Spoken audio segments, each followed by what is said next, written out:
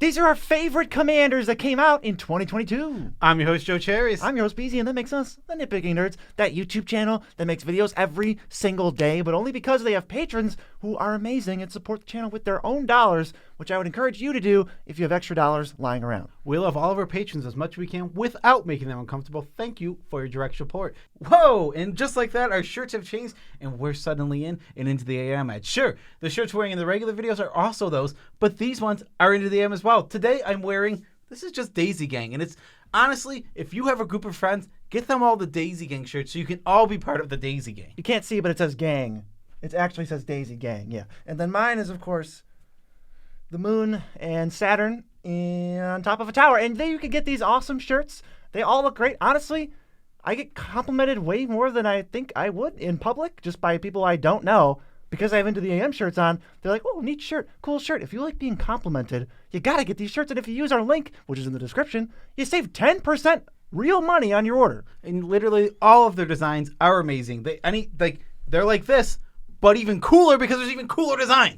There's like 50, 100, maybe even more than that. You got to go find out for yourself. I seriously cannot explain how comfy these shirts are as well. Beezy I don't wear things that are not comfy. Let me tell you that. Yeah, Beezy doesn't care about style, but he gets style with comfort. Bonus style. Into the AM is amazing. Go buy their shirts using our affiliate link right now.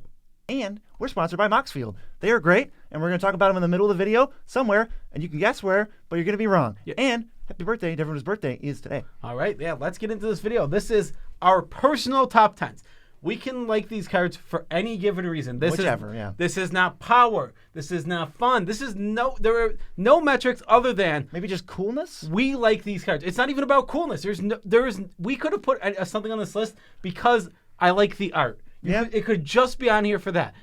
All these cards are 100% personal preference, and we have reasons for liking them. We're going to share them with you. Beezy, start with your number 10. Yes, my 10th favorite commander released this year is actually Gut, True Soul Zealot, which is an uncommon legend that makes 4/1s that are tapped and attacking, and this ability has pseudo haste, so it's happening as soon as Gut hits the field.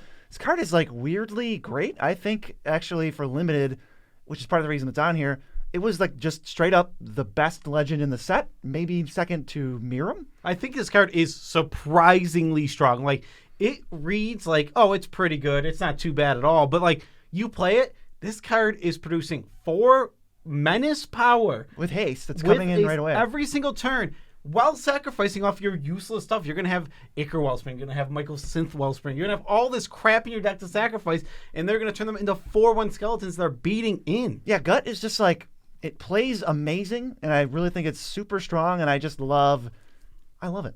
I think that we have to go back and rework this one's power for our... Yeah, I don't remember what we gave it, but I'm sure it was too low. Yeah, exactly. It was definitely too low, because this card is actually very good. Yeah, I broke the limited format by realizing the curve of the 1/3 with Myriad into Gut is just like game over. Disgusting. It's turn 3. It's absolutely disgusting.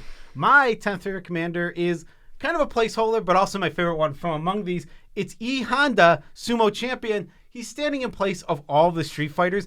This is how you do a secret layer for, what is it called? Universes Beyond. This is how you do Universes Beyond secret layers. These cards are flavorful. Oh, so much flavor. Every one of them. They're all top down. Has so much flavor, and you get an awesome IP like Street Fighter. These are awesome. E Honda specifically is hilarious, and he literally has a move, the 100-handed punch or palm, whatever it's called, and it literally cares about hand size. Yeah, hand size. Like, come on. And you deal damage equal to butts because he's a sumo wrestler with a big butt. I don't even care if that wasn't intended. It's amazing. It's too good, and he's hitting the car in the artwork. Is so awesome. It's amazing. Like, and it's not just E Honda. Every one of these commanders individually, with like the untap, making a like Ryu using the untap to do a Hadouken, where it's like that's the move you do on the controller. It's like it's all perfect. Chung-Li having multi-kicker. Come on! Are you kidding me? Come on! It's perfect. It's literally perfect. And E Honda is sitting in my 10th spot. All right, my number 9 is Shaned, Sleeper's Scourge. It draws cards and loses life whenever legendary stuff enters the battlefield under your control. And if I didn't already have a Mardu deck, I probably would have built this because Legends is interesting to me. This is finally something that holds Legends together, and it's not 5-color poop. So I think this card's great. Yeah, I think this card is a really good and really strong card. I tried to build it. The only issue I had with it was not that this deck wasn't good or strong. It's that it lacked the essential theme other than Legends. Or like drawing cards. Like, that's not a theme. Yeah, exactly. It's like I needed another theme. I wanted something else, and it didn't have that, so I didn't build it. But this card is stupid strong. You know how many good Legendary lands there are? A lot. In these colors, there's at least 12. And there's also, but plus there's some useless ones that like Urborg that is just basically a swamp but draws you a card. There's other Urborg, obviously. Other Urborg which can like, what is it, remove swamp block or something? Yeah, exactly. There's just so many. What is it? I was saying there's like 12 good ones, and then there's like probably 12 bad ones. Yeah, exactly. So there's just so many. So your lands are drawing you cards. Every spell you cast is drawing you cards. This is really just card's just sweet, strong. It's cool very strong. Design space that I haven't really seen before. Yeah, exactly. For me, my number 9 is Misk and Boo, Timeless Heroes. Now, this card is just cool from everything it does. It makes a hamster, first of all, like only the second time I've ever seen a hamster in the issue Magic. You get one every single turn. It makes a hasty guy, and it throws the hamster at your opponents. It's great. And on top of that, something I just love about this is that this is a legacy staple currently. What a joke. What an actual joke. That is so funny to me. And the fact that this is, this character, Minsc and Boo, that I didn't know before we did the first D&D crossover, is now, I love him. Yeah. I love Minsc. I love Boo. I love this character. All because it was brought onto a Magic card. Yeah, this card is so unfair in 1v1 Magic. Should never be played in 1v1 Magic, which is part of the joke. I don't know why Legacy is being ruined by literal Commander cards, but Minsc and Boo is like super strong, and in Commander it's still like a must kill. It's so funny because like I look at this and I'm just like, now I want to build this card because like I didn't build all my favorite commanders from the year because I don't have time to build every single commander I love from the year. There's so many, but now I want to build Minsc and Boo. I want to go to my number 8. It's Sivirus, Nightmare Speaker, another Battle for Baldur's Gate card. This was my most fun commander from this set. It's so much fun to draft, and then even I think in just play regular commander with this. Activating it, it's like it doesn't seem like card draw, so you get to activate it enough, but then like no one wants to lose the life, so you just draw a million cards. This card's sweet. Yeah, this card is good. It's surprisingly good, just like Gut, I think. Yeah. Where it reads kind of like, this card's whatever, but it plays a lot better than that. Yeah, because it's like, you never want to give your opponents a choice, but it's like it happens so often, and it's such a low investment for you. You just tap this creature, and in the deck you can put ways to untap it too. So you just end up drawing like 6 cards with this thing every time. Yeah, and the secret to this deck is, guess what? You tap it, you put stuff in the graveyard, and you don't care where your cards go. Yeah, it's like, let's say you're in a black-white deck. It's like, Unburial Rites. Do you want to give it to me or not? Yeah, exactly. It's like, it just doesn't matter, and that's the secret to this card. You don't care what they choose. Yeah, Sivirus is awesome. I love the little political minigame. That might be my favorite part is, like, I love political minigames that aren't, like, the whole card. They're just a sub fraction of a card that makes it awesome. You want to talk about political minigames? How about Tivit, Seller of Secrets? This lets you vote twice when you vote, and when it enters and on your upkeep, you either get clues or treasures depending on what your opponent chooses, and you choose twice because you get 2 votes. This card just kind of ended up being broken. It's broken? Yeah, it's like a CDH card because it just makes 2 treasures every time. Oh, okay, interesting. I didn't know this card was that good. This card is really, really cool, and I love it from the fun perspective of a casual deck with it because you just get to build the voting deck. Voting tribal. Which is so cool. And then because you're a voting tribal, like you always get those 2 votes. It's going to be so fun. It makes so many permanents. This card makes 5 permanents every single turn. Yeah, it makes 5 permanents. It's actually like, it's weird because it's kind of better than I would hope for a voting commander because you just have to kill Tivit. Yeah, Tivit, it really is just, it's strong, it's good, cool, and a unique design. So I just love it. We're going to go to number 7s now. Mine is Takeshi, Dig Site Mentor. I actually do, memes aside, love this card. I like that Surveil is back in a big way. They rotted all the cards that did Surveil basically to have Surveil, and all your creatures Surveil. It's like a lot of surveiling. Plus the sweet activated ability from her graveyard where you just bring back all your dumb little stuff. Can you tell I like dumb little stuff? Because I do. Yeah, this card is really, really strong because not only does it give your creatures Surveil, it gives them Vigilance so that they can attack and then Surveil. What is this card? Yeah, and it just, honestly, we said, story does factor in. Like, she was killed at the camp outside of the caves of Koilos. when Optimus Prime and Cyclonus were battling Mishra and Urza. It was just sad. It was really, really intense. And I think what actually happened is Optimus Prime was like blocked a shot from Urza, who was in a Titan at the time, and just stepped right on her. It's like, Takesia, rest in peace. We will miss you. Oh, know what? Also, you're awesome. I was wrong about that. He actually stepped on the Might Stone and the Weak Stone, causing an explosion that killed Takesia. She's just Magic's deadest character. Yeah. For me, number 7 is Ishan, Two Heavens as One. This is the deck I have personally built, and oh my god, it's so fun. It's literally an attacks deck. All you do in this deck, you don't combo, you don't do any cheesy stuff. It's literally just, I'm going to turn my creatures sideways, but I'm going to double up those triggers, so it's going to kill you so fast. Yeah, Ishin, I feel like, is actually the perfect version where they messed up on Tivit a little bit, but Ishin is like, it's just double your attacks. It's not this enabler plus payoff. It doesn't give you 85 things. It's double your attacks on a 3-mana 3/4. It's like perfect design on this. Yeah, exactly. And like you said, it's a 3-mana 3/4. This doesn't cost a lot. It's awesome to play because you just get to put it out early when you need it, or play it late and then play something else with it because this only costs 3 mana. This is a must-answer commander that often doesn't go answered because you don't want to answer. One, you don't want to answer the 3-mana commander over and over again because they get the 5 isn't that bad. It'll be played at 5 and 7. 5 and 7, which isn't that bad. And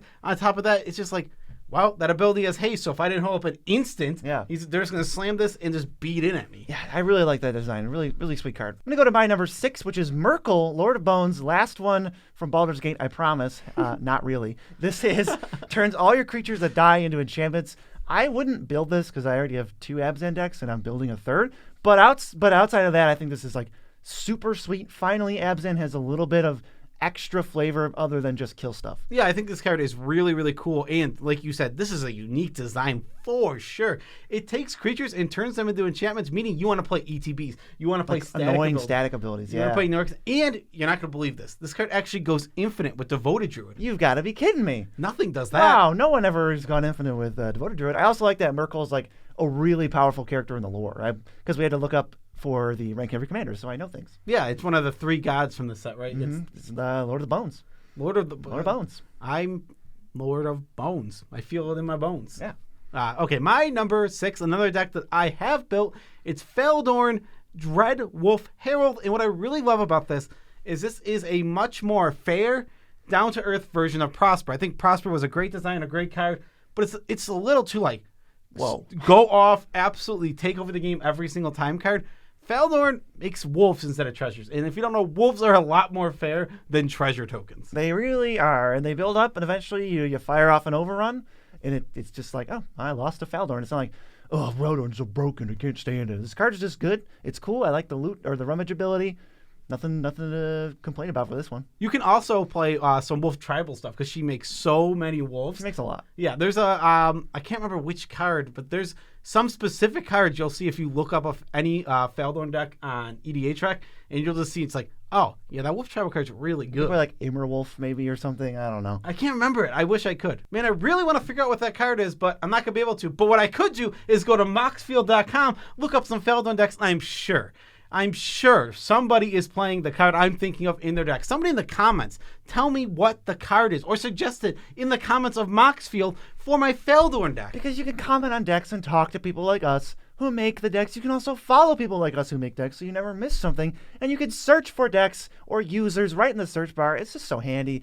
If you're not using Moxfield, how many times do you have to listen to us talk about how great Moxfield is and not use it still? It's just foolishness. Exactly. Get on there, start brewing your decks. It helps so much. If you're building decks in paper without any help from the internet, Moxfield is going to save you so much time, and you're going to learn so much about Magic so quickly. Because when you're building in paper, it's tough to like really do the numbers and crunch everything. Moxfield does it all for you. Yeah, and let's talk about the cost. $0. It costs nothing. Exactly. It's free. What's your number 5, Commander BZ? My number 5 commander is Jan Jansen, Chaos Crafter. Okay, this is actually the last one from Baldur's Gate, which apparently I loved. I didn't even know until I made this list. It's not. You're lying. It's not? Nope, it's not. Well, what do I have? Gut, I had Sivirus, I have Merkle, Jan, and wow, literally half my list. Okay, I guess they just nailed this set. He taps to make treasures or makes constructs, and he just keeps pooping out value every single turn. Has haste. Mardu artifacts. Again, if I didn't have a Mardu deck, I would have snap built this. Yeah, Jan Jansen is strong. very strong and very good. I love this design. I love that you get to play so many janky, terrible artifacts. Just actually very similar to Gut and Sivirus. To Gut and Sivirus. You just put stupid artifacts that come down. Could you tell what BZ likes doing, Commander? I like to cast small spells to gain incremental advantage. Yeah, so every one of the Gut, Sivirus, and Jan Jansen all want to play Ichor Wellspring. Apparently, BZ just loves Ichor Wellspring. And I played in draft, too. Now that it's in Brothers War. Jan Jansen's sweet. I love that he's kind of a goofy guy, too. Yeah, is he? I don't know any lore. That's it. That's the lore. Well, goofy guy. My number 5 is a deck that I have built, and it's Satoru Umezawa. This is such a cool card. Now, I want to say there is a really unfun side to this card where people put in Eldorazzi's every single turn. They put in Blightsteel Colossus and one-shot someone out of the game on turn 4. That's not the most fun way to go, but overall, you just get to play little tiny, creatures that look useless. Don't think it's similar to my strategy because they don't draw a card. They don't draw a card. Though they do when I have out my Biden of Thassa. Yes, then they do. Then they do draw a card whenever they hit. They're unblockable, they get it, and then all of a sudden, it's Jingataxis. It's Ancient Silver Dragon. It's Ancient Silver Dragon, which is actually I think, might be the literal best one in the deck, surprisingly. In your deck, yeah. Or maybe Jingataxis, because that card's dumb. Yeah, Jingataxis. They're both, and this deck isn't unfair. It's not broken because it doesn't close out that well. I will say that, though this deck can come out of the gate swinging hard, kind of flounders around in the mid game. Exactly. So, which is what I like about the deck, because if the deck wasn't like that, I would just be winning on turn 4. We're here for tension. Tension makes good commander games. Yeah, exactly. I agree completely. Which is actually why I took out the free counter spells from the deck, because that was also removing tension from the game. None. There was just I can't lose. It's like, oh, you drew 20. Okay, you have 3 free counter spells. There's no way for us to win. Yeah. My number 4. Now I've built all the rest of these decks. So my number 4 is Oscar Rubbish Reclaimer. I built a $50 budget version for Shuffle Scuffle. Loved it. And then built an upgraded version. Love it. The only little knock on this one is that Oscar's so good and the deck spins its wheels so much because all your cards basically have madness. So you're casting you can cast Mishra's Bauble for free whenever you discard it. So I'm doing a lot of that. And it's kind of wheel spinny, and then there's a Reanimator sub-theme where it's here's Toxroll. Not the most fun card in the world, but I love Oscar. It's so sweet. Yeah, I think it's a really, really good design, and you just really love things that can reduce a ton. You play Carador as a deck, and you play Oscar. Cards that can just constantly keep their cost. I want to pay for my commander. Well, come on. Way down, which is awesome. I mean, they're really good designs, too, because I love that their ability is worded in such a way that they can reduce commander tax. Yeah, and then you can still get, a Graveyard Hate comes in, boot Jukabog, and you're uh-oh, Oscar costs 9. Yeah, exactly. And then Oscar, all of a sudden, your deck... He's a 3/3. And also, without Oscar, your deck has a whole lot of bad looters. And there's a few cards that just absolutely ruin this deck, like Drannith Magistrate. Oh, yeah, brutal. This deck needs Oscar, and it needs to be able to cast cards from exile. Yeah, from the graveyard. Graveyard or, both, because you have actual madness, too. There's a few actual madness. Oscar, I love you. Yeah, my number 4, Magus Lucia Kane. This is a card from the Warhammer 40k Precons, and I was going to build it, but my friend built it, so I was just you know what, I'm not going to build it because I don't want to have 2 in our pod. The deck is sweet. I love watching him go off with it every single shout-outs to Eric. time. Yeah, Eric, thank you for 1, being on Shuffle Scuffle, and 2, for being our friend. And how about for showing us the coolness of Magus Lucia Kane? Well, I could have figured it out by myself. I mean, I knew it because I was going to build it. This deck just pops off. It does the most silly, over-the-top, ridiculous thing. That's all the deck. And never all the janky cards that are 0 mana, untap your creature, but only once, Instill Energy. Instill Energy that card is a legitimate good commander card in the right decks. It's hilarious to me that because it reads so janky and so bad, but it's a great Magic card. And when you do it with it's here's 3 copies of Sporocyst that for 6 on turn 4. It's well, I don't know what I'm supposed to do now. Yeah, exactly. And it ramps you out of control. This deck plays a bajillion basics, so when you play Sporocyst or you play Nexos, you just get to go off. Yeah, my favorite win count for the deck is Crackle with Power. I love a Crackle with Power. It's just trivial in this deck to end games. It's just I'll deal 40 to everybody. Okay. I spent 10 mana. I don't think it can actually ever do 40, but whatever. Whatever. Let's go to my number 3. We're in the top 3 of this bronze medal. This is Commander Liara Porter. Actually, for real, the last one for Battle for Baldur's Gate. I love that she can reduce the cost of all the spells you cast. So the deck I built with her was just every single card in the deck at first could be cast for 3 colorless or less, so that whenever you attack with your dumb little artifact creatures, you just flip and draw 3 cards. But I've since edited the deck. I just threw all my fast mana in this one because I was going to take it apart, but I'm like, I love this commander. Let's just bring it out when things get a little sweaty and have fun. Yeah, I don't play any sweaty decks. But... I'm ready to play this deck almost never, but I will play it when things get sweaty. Yeah. How often do things get sweaty, though? Well, I have a new little play group over in Boston, so maybe they play some sweaty decks. Next time you play with Post Malone, you'll bring out the... Yeah, I'll bring up Commander Lear Porter. Yeah, absolutely. He'll love it. Posty will love it. My number 3 commander is Kibo Uktabi Prince, and this is mostly for the flavor. I really, really love the flavor of this card. Right, because the Uktabi orangutan, right, is what this was based on. And he was there, I think, when Takesia was being exploded. But also, if you look behind the explosion... Yeah, there's monkeys doing it. There's literally monkeys having sex. I think Brotherhood's End has the monkeys having sex on it. They canonically... Conceive a child in the background of that card.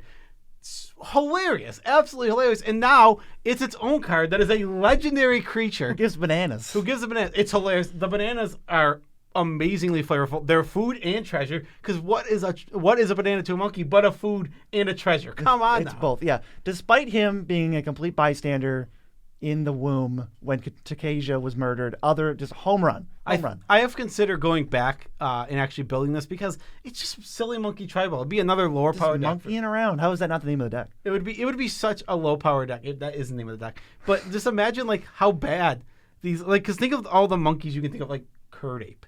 Yeah, these monkeys are bananas. Maybe that's the deck name. That's the new one? I thought you liked the other one.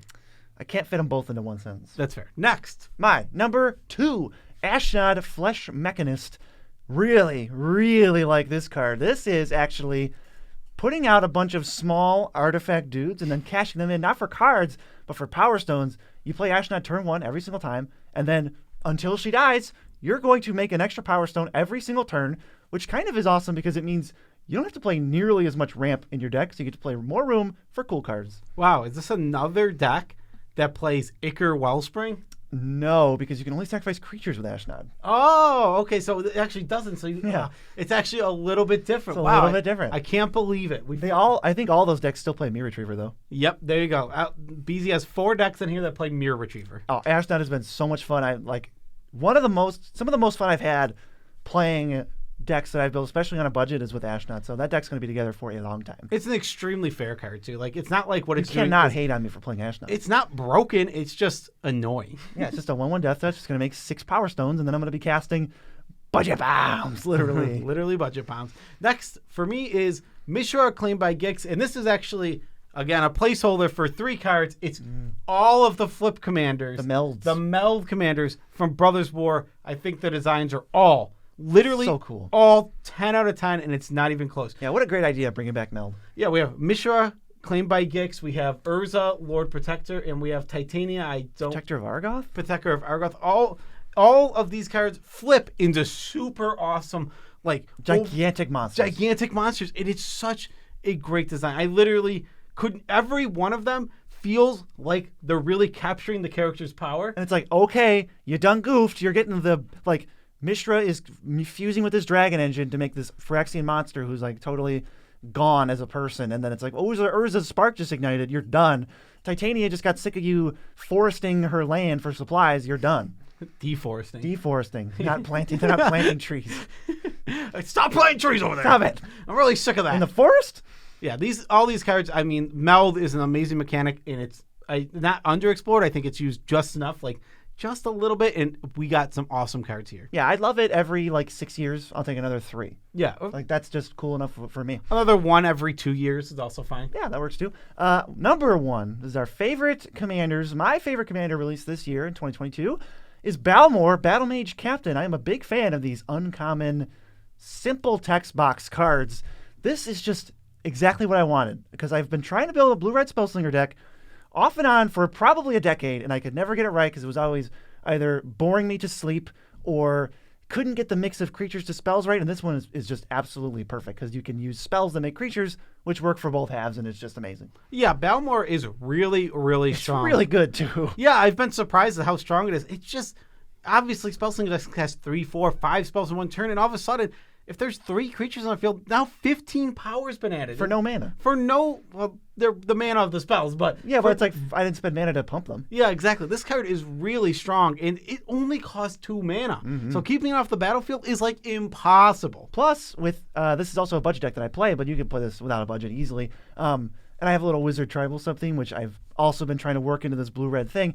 You can also just win the game every single time you draw Haze of Rage. That card is so good in this deck, it's obscene. It's stupid. It's actual game over. It's like an overrun times 2. It literally has been game over in a lot of situations. All right, for me, my number 1 commander is, you might know this one because I've built this one. You talk about it a lot. I talk about it a lot. It's definitely my favorite deck. It's Henzi Toolbox Tor, and this one's not close for me. Like, I love all the commanders I put on this list. This one stole my heart. It's your baby. I literally built it as a budget deck for Shuffle Scuffle, and I loved how this deck plays.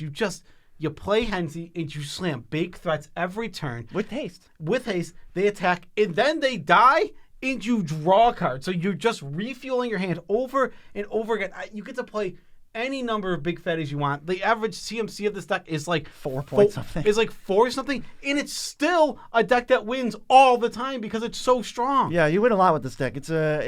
I think we both win with our number 1s a lot, where people underestimate it and then they just die. Yeah, exactly. Oh, Henzi, seriously, if you were thinking about building a Henzi deck, you should. The card There's so many cool cards, like Tree of Perdition is one of my favorites. Like, yoink, draw a card. Yeah, exactly. It's literally set your life to 13. For 3 mana. And draw a card. It's like, that is so silly and so cool. Raven Rejuvenator, it's like Harrow, but I don't sacrifice a land and I draw a card. They just printed a new one where it's a 3/1 that enters and gets you a basic. And attacks gets you one. And attacks gets you basic. So I'll go get 2 basics and boom. I'd like to draw a card. Oh, it's so good. I love adding draw a card onto every single thing. I like to, let's see, Archon of Cruelty. I'd like to get 2 triggers and draw a card. I like to get 2 triggers, so I'll draw 3 cards. You lose 2 cards, 2 creatures, lose 6. So there's infinite things like this. Like this, we've listed like 10 of them. There's 30, 40 more, and look, I literally have my deck on moxfield.com, so you can go check it out there. It's so good. Yeah. So if this little list of our favorite commanders of the year doesn't communicate exactly how each of us likes to play the game, I don't know what else does. But you can check out what we thought of last year for our 10 favorites, because we had favorites that year too. Yeah. Peace out, Tribe Scout.